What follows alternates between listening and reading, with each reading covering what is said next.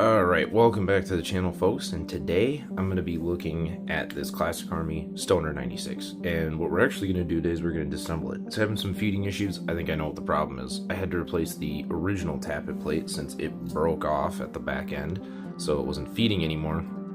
But now what we'll do is go in and replace the one I put in there again, and maybe make it so that way the Tappet spring is a little stronger, because I think it is both not being pulled back far enough, so sometimes it doesn't feed, and then other times when it does feed, the FPS dropped significantly, so I don't think the Tappet plate is being pulled back forward fast enough to give it the proper seal with the bucking. And we're also going to check the air nozzle length, and since I just remembered I have a bunch of spare air nozzles, I figured if I have one that's the right length and it gets good compression, we can replace that for my friend's gun here and see if it's better. So I'm going to be doing a lot of leaning back and forth and all that, maybe working around the camera a bit, and so if all of a sudden my voice pitch changes or like I get louder and quieter, I apologize. But anyways, let's begin this tutorial. So first and foremost, let's remove the magazine. Easy peasy.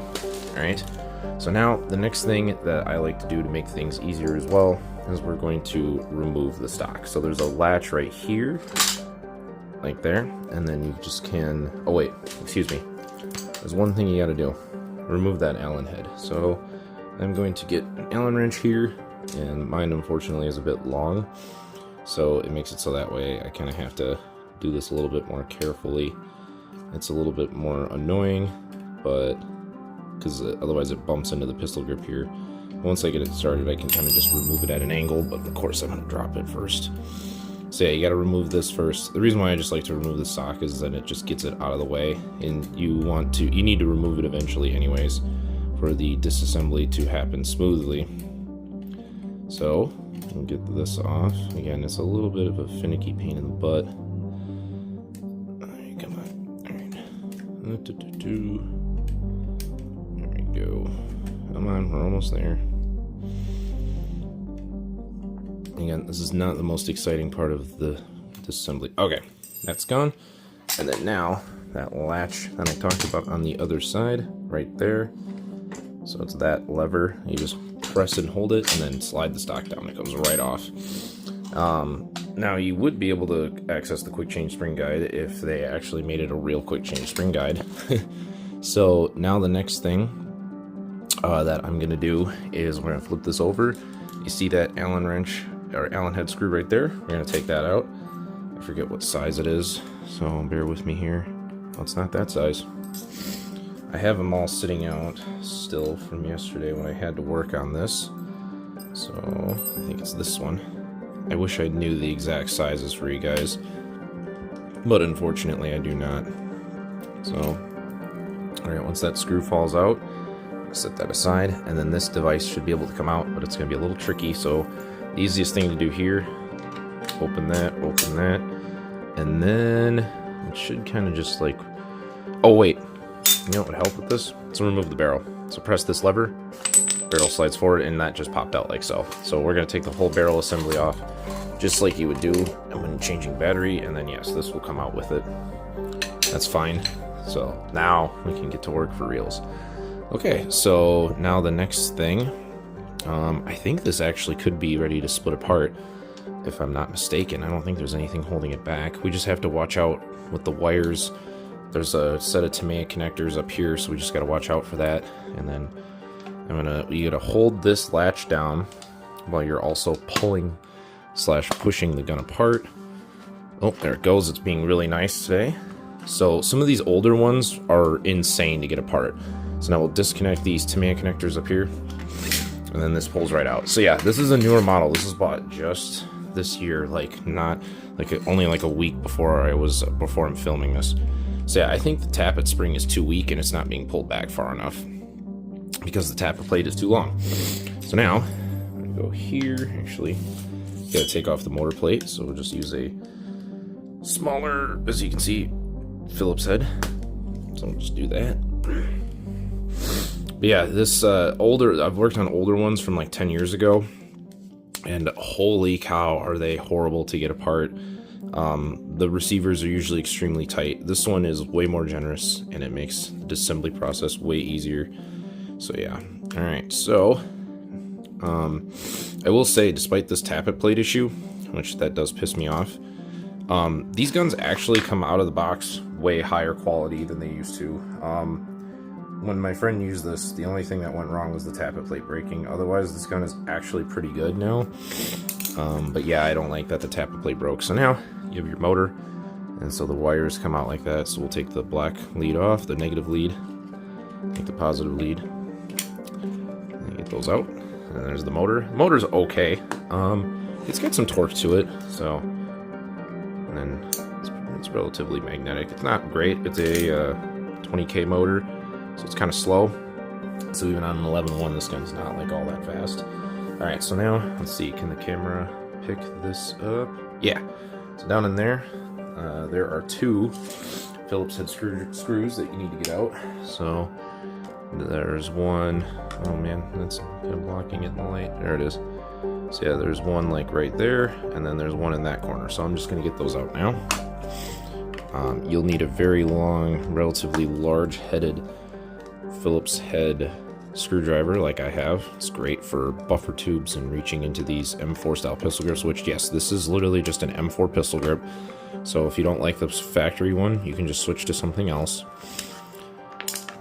So they both the wires come out of the same sort of slot. Let's see if I can see that.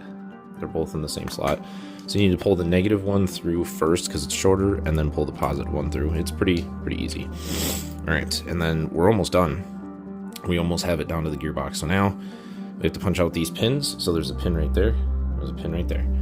So I have like a literal tool that I dedicate to punching. I don't remember which side I put these in on. So well, that one was easy. I didn't even need to hardly do anything. So that one, so you got to watch out for these, for the marring, the ridging, whatever the hell it's called. That helps provide tension. And then this one, I don't know what side I put it in on. I don't think it was that side. Let's try it from this side. There we go. And bing, bada boom. All right, now we can get the gearbox out already. So what you need to do is you need to have the gun on fire. That's very important. And then pull the trigger slightly as you wiggle it up.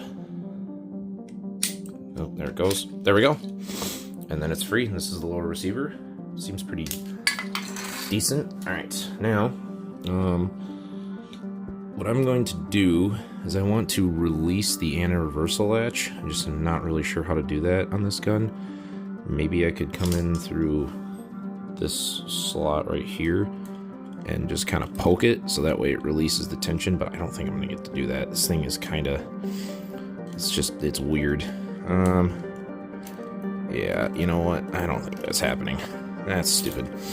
Okay, well, the next thing that we can do then is punch out the huge pin that holds in the quick change spring guide. So yeah, pull that out like that. And the stock spring, it kind of feels like an M115, maybe even an M120. Like, it's pretty stiff. So all right, take that big pin out. And I guess the tappet plate's just going to be under pressure for this.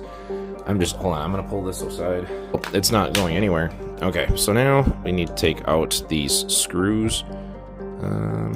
No, that one didn't lock into anything. Okay, so this one's good for the bottom ones. Sorry, my camera is like... Let's move that back to exit. Okay. Alright, sorry, I'm like really close to the phone, so my voice might get really weird. But yeah, this is a boring part. Honestly, I'm probably just going to pause it real quick. Because this is pretty self-explanatory. So there was 2 screws here, and there's 1, 2, 3, 4 more, and then 5 at the top. So 11 screws, and they do use different sized Allen heads, which is really stupid. So you need a slightly smaller one for these ones at the top, and a slightly larger one for the bottom. So let me just get these out. Okay, so now I'm back, and we can pop this open. But yeah, stuff is just going to start being stupid. Things will get caught, the anti-reversal latch is stuck, and then yeah, it's just gonna be a fucking mess. Like, there's just no better way to say it. So yeah, there's the anti-reversal latch. Being an anti-reversal latch, they love to just go everywhere. So this is actually like a lot cleaner than I thought. So yeah, I had thrown an SHS version 2 tappet plate in there, and it just does not seem to be doing the trick. It's getting, I think it's binding up against the sector gear here, and on top of that, it's just not allowing for it to feed well. So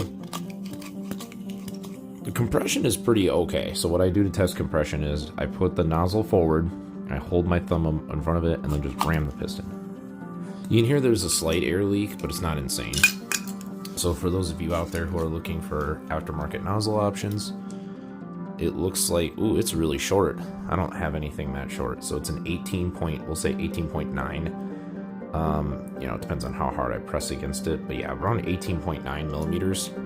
So I think I'm just gonna have to leave that alone. So yeah. Now the thing I'm curious about was that the sector gear I don't think was pulling back the tappet plate far enough. So let me test that out real quick. So it sits in there like this, and then let's see. How far? Oh yeah, no, not even close. Look at that. There's a gap right there. So it needs to go back that much further. So we gotta find a shorter tappet plate. So that's pretty self-explanatory, or at least one that has like a bigger, like wider fin. So that SHS one will not work. So let's see what else I can find here. So I have a little bag of tappet plates, and I have a Lonax. I have a couple of King Arms ones that are pretty decent. King Arms tappet plates are actually like surprisingly durable. So we'll try that. It's nice and red too. It's also got like a nice shiny feel, like a smooth feel to it. So it should be pretty nice too. Okay. Like as in, it should help it reciprocate smoothly. All right. Oh boy. Okay. Oh yeah, this one actually might be like a really good. Let me see here. Stop it. Okay. So it'll go forward. All right. Excellent. Now let's see. Oh, yeah, that's all the way back. Excellent. Okay. I think this is a winner. So yeah, there's no gap. We'll pull it forward. Just want to make sure. Yeah, so this will ride up against it a little bit. I don't like that, but I guess we gotta try it anyways. But yeah, let's see. Perfect. Yeah, it doesn't seem to want to go back any further than that. That's excellent. Okay, we found the tappet plate. Now we gotta get a new spring, I think. I don't like this spring. I don't know if I like that spring. I don't know. If this tappet plate is smooth, it might reciprocate nicely. And it seems like the tappet plate fin thing like sits a little further back. I don't know. I could be wrong. No, that's just thicker. But okay, now getting that on is not fun, so I'm gonna do it off camera. All right, we're back on there, and this thing feels really nice. So there's that. Okay, so now this is the worst part about this gun, is getting it back together, because the ARL spring is huge, and it's very aggressive. So what you gotta do, is we got everything in place. So now, I'll just do that too. What you gotta do is, oh man, I just realized that bearing fell out. Hold on. Let me put this back on the stupid little bevel gear here. Okay. This is my least favorite part. So we hold that back. And then we gotta like kind of just hold it with our finger so it doesn't move. We put the bevel gear in, and the thing is you might be like, well then after that you can just like let it go, right? And it's like, no, you cannot just like let it go. I feel like the bevel gear is being stupid. I don't know, I think it's in. I don't know, it just doesn't seem right. Okay, it's in, it's just being stupid. Okay. So then what you gotta do is you kinda gotta bring this over, and then we're gonna stick an Allen wrench through the slot that the anti-reversal latch hooks into, and we gotta put pressure on it. This is so dumb. Okay, it's getting caught. Quit getting caught. Okay, there we go. Okay, so I have pressure on it, and then we're gonna realign the gearbox. Okay, and then I need it to line up with the tappet plate and also line up with other stuff. Oh man, I might have just screwed up. Oh, that was nice. Oh, that was really nice. Okay. Well, I gotta push the anti-reversal latch into place. Sorry, I'm doing that off camera real quick. I think I messed up though. I think I needed to hold on to it for longer, and I got greedy because I was like, oh, I don't need to. Oh yeah, no, I messed up. Damn, that sucks, because that was like actually going real smooth there for a second. I was like, hell yeah, and then it did that, and I was like, nope. Alright, so again, this little fuck nugget came out of place.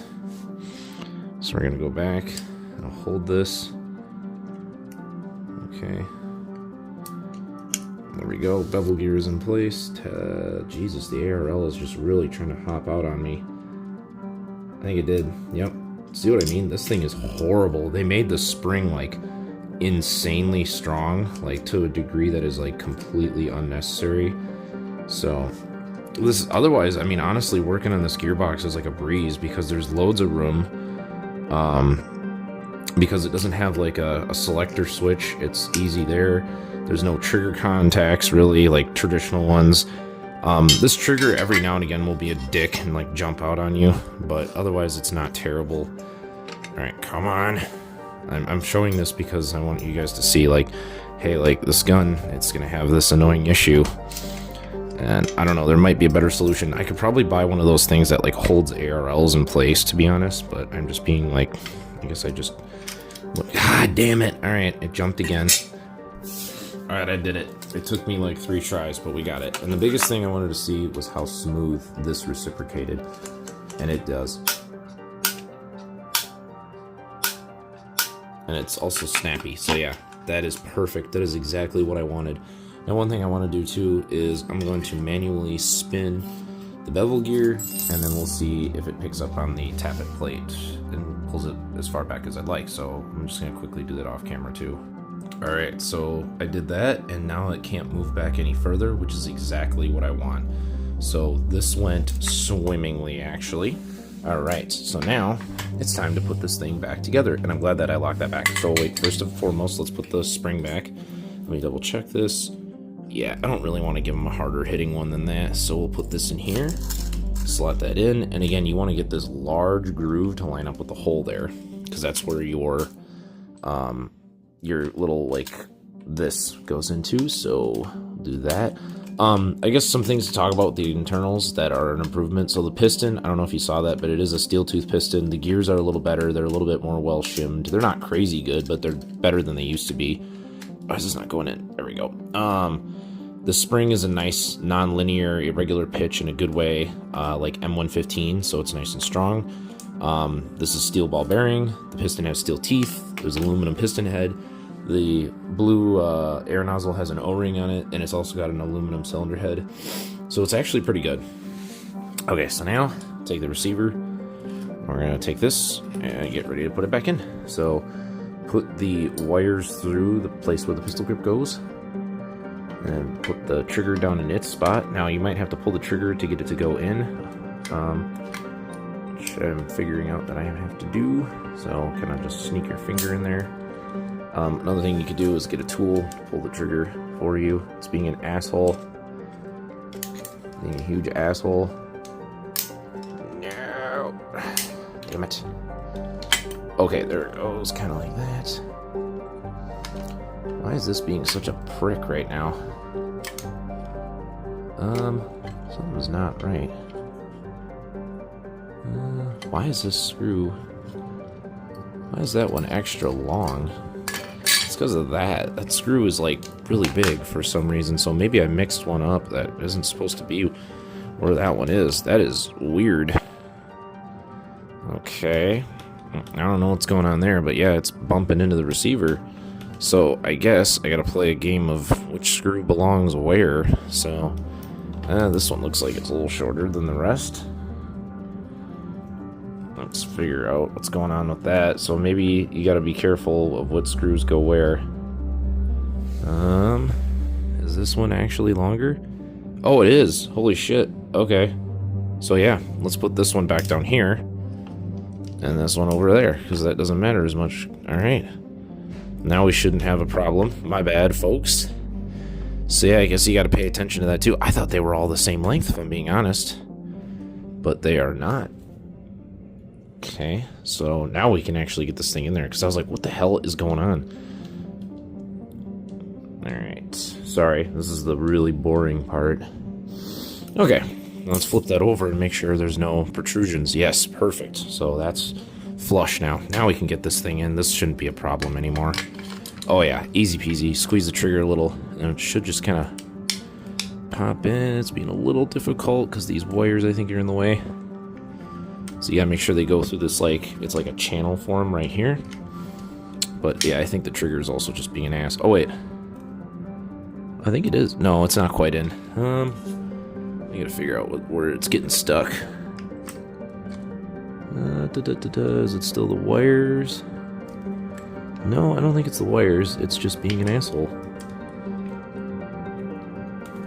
Where? Was there another screw that's too long or something? Oh wait, I think I just got it. Nope, I didn't. Alright, give me a minute. Okay, we got it now. It was just the wires being stupid. So yeah. Alright, so now we can put these pins in. So we're going to put this one in first. Push that to there. And then we're going to do the same thing on this side. It's easiest to punch them out from the other side. So yeah, we'll just do that. And boom, there we go. Alright, and then now this is secure. Okay, so we're good. And let's put the pistol grip on now. So what you want to do is that left hole there where my thumb is peeking. So you're going to put the black wire or the negative wire in first. And then, actually, nope, reverse that. So you're going to put the red wire in first because it's longer. And then you're going to do the black one behind it. You're going to chase it. So then that way it will go in. A little easier that way. But it's being kind of awful right now. God, this is like, of course, you do it in front of the camera and the thing is like, I'm going to be extra finicky. There we go. Okay, so now we got that in. And then once again, pistol grip screw time. So we'll screw those two in. So yeah, just talk more about this gun. So a buddy of mine just bought this. I think he bought it like about a week ago, actually. And it arrived to his place on Thursday. And then after that, he just used it as the time of this filming yesterday. He put like probably like 2,000 to 3,000 rounds through it, and then all of a sudden he said it wasn't firing anymore. And I'm like, uh-oh. But like it was still, the gun was dry firing, but like there was no BBs coming out. So yeah, now you just want to drop the motor and make sure it can reciprocate nicely. And then you just put the leads on. But yeah, so then he said, he's like, I don't know, I thought maybe it was like jammed or something. And you know, he's not that tech savvy with this stuff, so I'm like, let me see. So I was like, huh, you're right. Yeah, this is weird. Like, it doesn't sound jammed. Like, you know, it doesn't make that, like, noise. So yeah, leads are on. Now you can put the pistol grip motor plate back on, which this one's kind of nice because it's got little vents in it for heat. So we'll push this in, make sure it gets flush. This one's being dumb. Actually, it was dumb to me before. It only gets, like, flush once you, like put the screws back on. But yeah, let me just kind of make sure that it won't get caught onto anything. But yeah, so all of a sudden I was looking at it and I was starting to think about what could be wrong with it. And then I like paid a little closer attention and I noticed that the air nozzle wasn't moving at all. And I was like, oh, what if it's like rubbing on the hop chamber? Well, then I started to, you know, I took the barrel assembly off and then fired it and it wasn't moving any bit at all. And I was like, ooh, your tappet plate is cooked. And he's like, what's that? And I'm like, told him a little bit about it, and then he's like, damn. He's like, okay, so it's broke. And I'm like, it is, but it's not. You're not cooked, man. I promise. Like, this gun will be back up and running after I just take it apart and just do a little magic. And he's like, okay. And I made him feel all better. Oh man, that was not supposed to happen. The wiring came undone. We're gonna leave it like this. So yeah, it's a little easier to do that. And then just kind of hook it in once you get the gun closer together. So yeah, what you want to do is you need to line it up inside the receiver. There are grooves, like right where my finger is, there's a channel.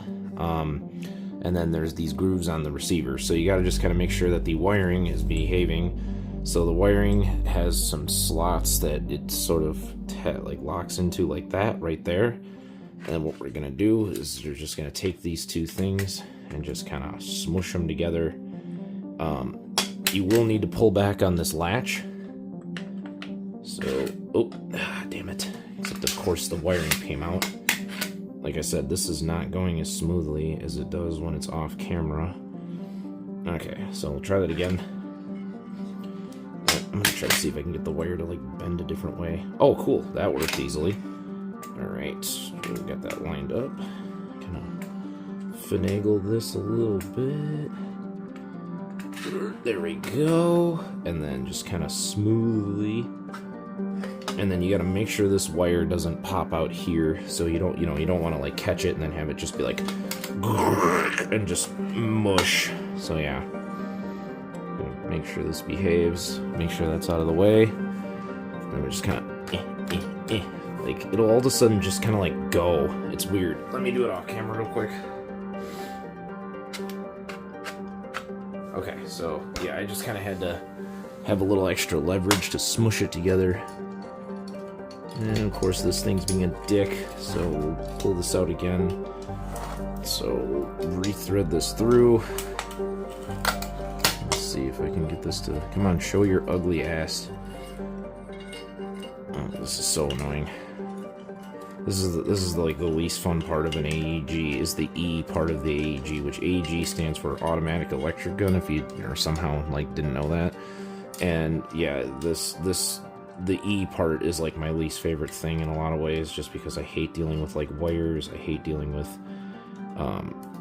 you know, connectors like this. I hate dealing with short circuits. That's like the worst. All right, there's that. Now just kind of push this together and then it locks, and there we go.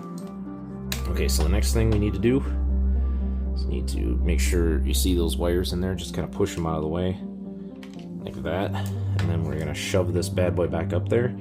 So I'll show this. So you want it to line up like this. Bingo. And then little screw. That's the Allen head one. We're not too far from being done. I really hope this works this time. It should. One of the biggest tells will be, since I have the nozzle all the way locked back, is if I drop a BB into the hop-up chamber, and then that makes it so that way it feeds, like it'll just drop right into it. Okay, so let's put the stock back on. So you gotta make sure it's lined up like this, and you're gonna start it with it kind of down like that, and then there's the latch on the other side, so I'm gonna pull it, clicks into place, and then we got the screw. I'll just hand tighten it for now until it's time to use the Allen wrench. It wasn't that one, was it? No, that was a bigger one. Okay. And then we'll just kind of, we'll start from here. Boom, boom, boom, boom. A little bit more. Oh, yep, it's almost there. Okay, locked in. Cool. One last part. Barrel. So flip this open. And then, so what I'm going to do, I'm going to actually take the inner barrel and hop up out from the outer barrel. And flip this open. So right inside of there, there's like a groove that this needs to lock into. So you see this groove on here? It's going to slot in down there. So we're going to shove this in first. It should be fine. Okay, it's caught on something. What is it caught on? There we go. All right, and then kind of rotate it until it kind of just locks in kind of nicely, but it's being a dick. There it goes. Okay, locked in. And then after that, we're going to put the outer barrel on. Just kind of got to wiggle it in place. Okay, there we go. Okay, now what we got to do is it's hitting this, so we're going to press on this a little bit, get it to lock in, and then I'll show you. You want it to click. There you go. Okay, so now the test, the real test. So inside of there, we want a BB to just drop in all the way to the bottom with no resistance. And it does. We're good. This will be amazing. Okay, so now let's test this thing. So, the way you lock this thing in, slide the magazine in until you hear this. Boing. Pull this up, pull that up, makes it a little easier. And then you want to pull this thing to the side. And then you hear the click. Shut this. Boom, boom, boom.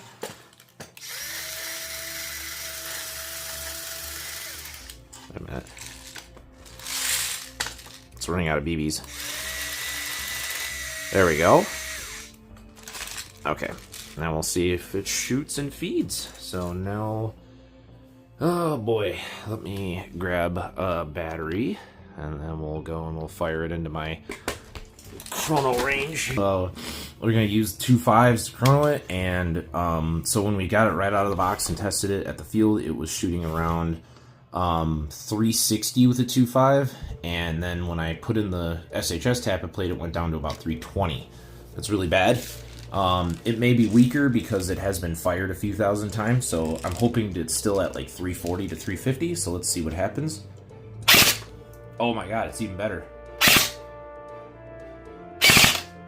Jesus, this thing's really strong. Alright, well, let's do one more.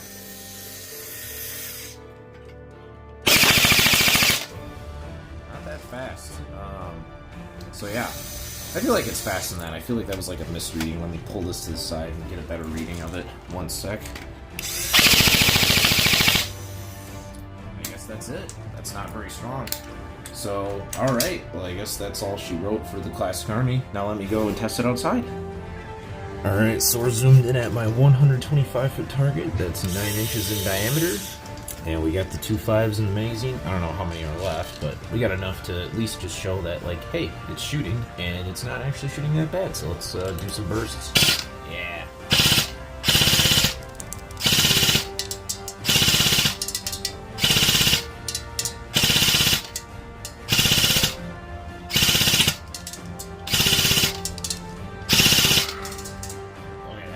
Pretty nice. I actually really like this gun. I'm just going to run it out of ammo and then we'll call it good.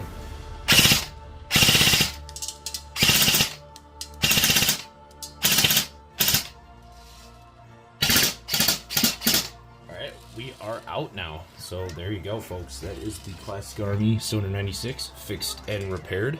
And I hope you enjoyed the video. If you did, check out the other content on my channel. Stay tuned for more eventually. And as always, wait, let me zoom out. Happy Airsoft.